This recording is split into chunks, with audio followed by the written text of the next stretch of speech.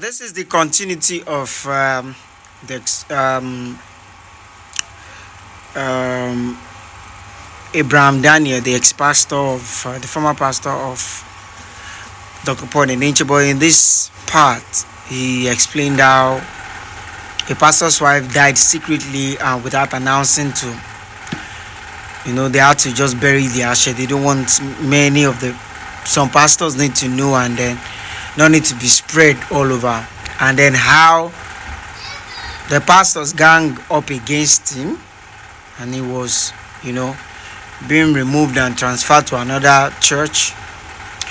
And again, how Dr Paul Enenche kept Malice with him for a couple of months because he decided to go and help his former pastor in setting up his sound system in his church. Okay, watch the video. I am not the one who said it. His former pastor said it. He says so. Watch the video. I'll be right back. You found out that there is a superior truth to what you once believed in. What exactly? That is the point I want you to talk about. Okay, I said, what led me to exit? One time. Or were you forcefully removed? Were you banished by Paul Enenche, or you left willingly on your own? Okay. Let me just give you a sharp chronicle and how it climaxed. At one time, a pastor in Makurdi region lost his wife, and all the dunamis pastors were in a WhatsApp group. So we did not know. And one early morning, my ex-wife woke me up and said, did you hear about this news? This woman is late, the wife of this pastor. And I was shocked because as a pastor, I should know. Yeah. And I quickly went to the WhatsApp group. I said, sorry, please, to bring to your notice, I learned this pastor's wife died. What happened? We didn't know. And everybody ignored. When you drop such a sensitive post, you expect people to respond, especially when it is everywhere. And nobody responded. And when I woke up later around 7, I was so angry. I said, I know you guys will not respond because you have no value for life. But I'm so disappointed at you guys. That's the kind of person I am. Sorry, that's the kind of person I am. I'm so disappointed at you guys, and we demand an apology. So that was when all of them woke up. So who do you think you are? When did you come? The likes of Fidelis Alika. Who do you think you are? Timothy that has left too. And I said, I don't care. This pastor is a pastor that his wife Did died. you say that this was a WhatsApp group for pastors or for market women? I'm not joking. Until they removed me from the WhatsApp group. You wouldn't like to see me when I want to get what I want, and especially when it is right. Abraham doesn't pack off. I may just be the only person. I'm not a crowd person. So I insisted. I said, Pastor Loche was the regional pastor there. Then I said, sir, you must apologize to us. They removed me off the WhatsApp group and now brought me back. And he apologized. So I said, well, I apologize too. Maybe I was high, but I needed to really set the record straight. I may be your junior in terms of when I came in, but when things are not done rightly, this woman served under Tunami's church, and when she died, let's know. I can't see him and say, hi, is your wife? I'm like, my wife is little. How does that sound? So now when we had convention, pastor's wife, we had like a lunch. The pastor's wife were present, the pastors were present. So all of them said I should come and apologize. Now when the issue happened, it was within us, the pastors. But when it happened, when they had convention, then I said I should come and apologize for what I said. Still, I apologized. But I told them I stand by my word that what happened, what we did as pastors is wrong. If a pastor's wife or anything happened, we should know. So, and we have a policy. You don't share your temptation downward. You share your temptation upward. You share testimony downward. That is, if you are going through misfortune, you don't let your members know. You have to let your GO know. No. So it is when you have testimony you share with your members. To encourage them. To encourage them, but it has a whole lot of issue because your GO knows all your secrets already. So when you are trying to little boy, you remember the other time you slept. so it makes you to live a fake life too, because you are going through pain and church is not some movie. So that happened. And while I was there, I started rebelling. When I mean rebelling, I couldn't adapt to the system anymore. I was writing. One time I wrote, who was the next of kin of Jesus Christ? Why is it that families are dominating the church of God when it should be the church of God? I started writing that, and one day I got an hint that they are trying to report me to Dr. Paul Enenche, because Dr. Paul loves me. He talks about me with them. So, and I have the result. So one day we had international pastors meeting, and then social media was becoming a vibe. So Dr. Paul was teaching. Before then, I had sent him a text. I want to see him. So he said, we'll see on Tuesday. But we couldn't see on Tuesday. We couldn't see on Wednesday, midweek service. So on Thursday was a pastor's meeting. So while he was preaching, he said, hey, Abraham, you said you'll see me here. We'll see after the meeting. So while he was teaching, to us in between, as he was running off, he now said, we need to have a social media platform where what we are doing as a church will be going out. Content can be produced and people can talk about it, people can connect to dominate the social space. And he mentioned Pastor Pennell, he mentioned one other, or either his PA, and he said, Abraham, you'll be the chief strategist. And the next thing, the pastor said, no. That it was a chorus. When I know they do, they agree. What I'm saying, you can verify. Say, no. Abraham, do not support what you are doing. Abraham doesn't even believe in what you are doing. That Abraham support Buhari. Now, like, why did I say I support Buhari? Dr. Paul loves. He had linked with Goodluck Jonathan. Yes. Then election was coming. Goodluck Jonathan was contesting with Buhari. Now, I don't do politics, but I analyze situations. Now, in our pastor's WhatsApp, when they'll be insulting Buhari, talking and exalting Goodluck Jonathan. As of that time, if you remember, corruption was at its peak.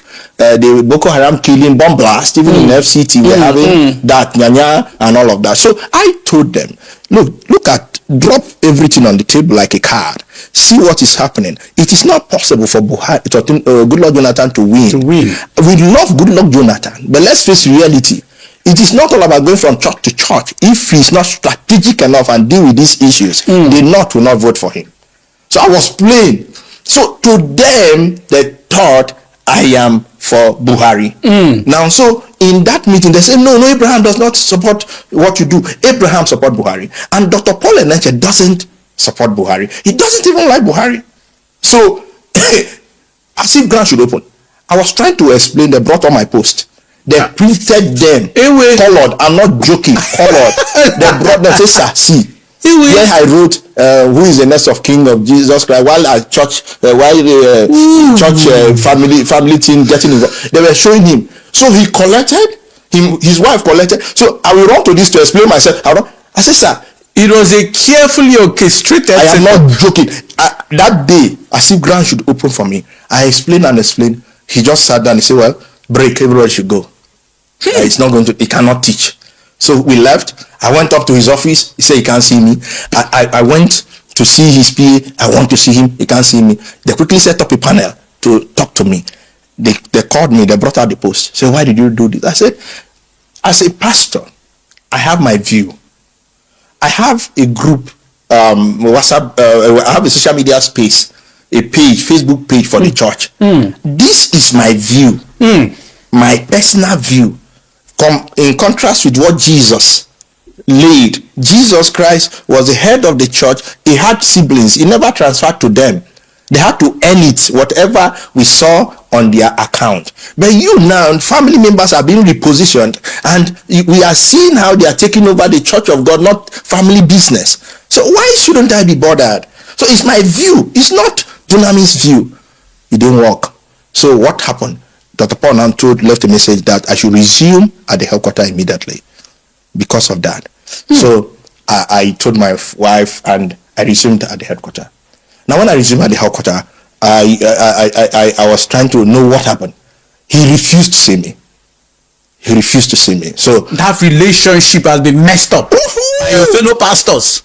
I'm not, it's like crab. Everyone want to pull you down to God. That's what I do. I'll pull you down. So if your head, match up. So when that happened, I tried to see him. No.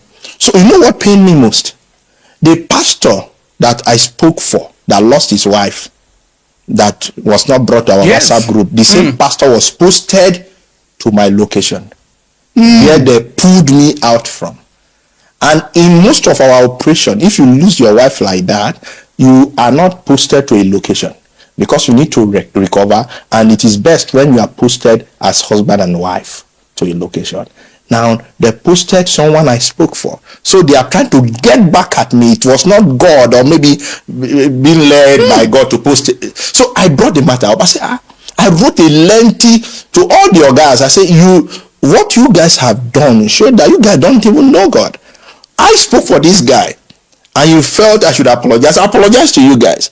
And you still had me in mind to the point that you work out my redeployment. I accepted. The next thing is to post the same pastor I spoke for. Like, you jam two heads together. That's what they did. So when I saw that, I noticed I was struggling. Because I'll come to church, I couldn't fit in anymore.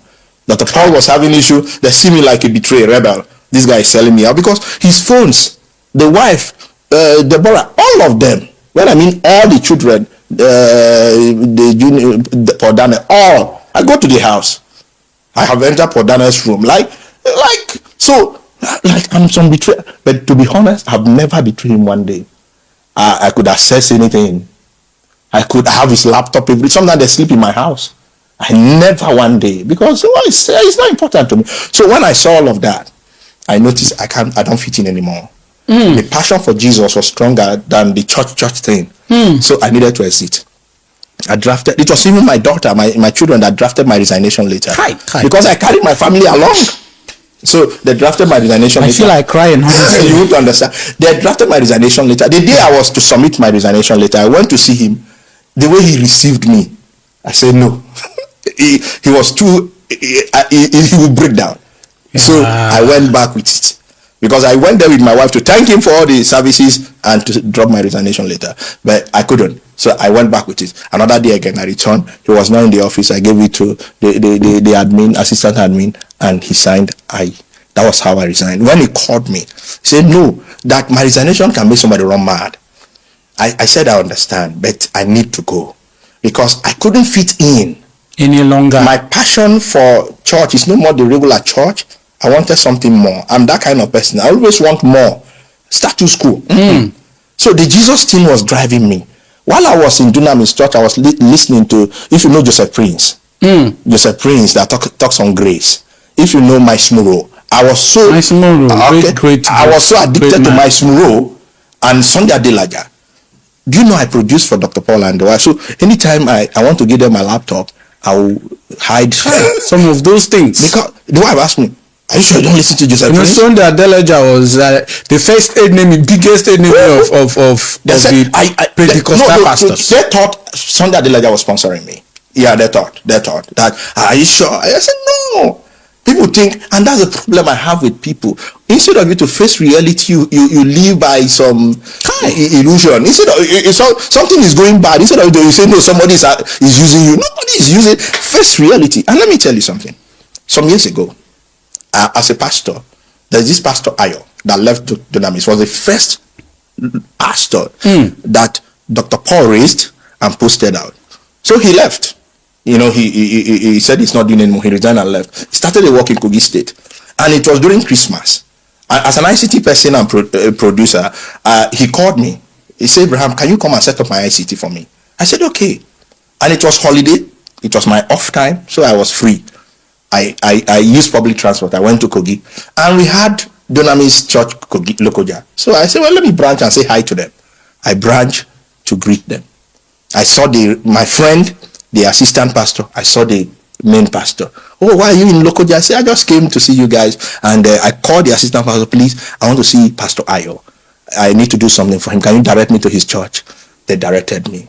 Do you know, as I was doing the work, setting up and guiding them on what to do, equipment they should buy, do you know that they called Dr. Paul Enenche and told him that I was in Lokoja?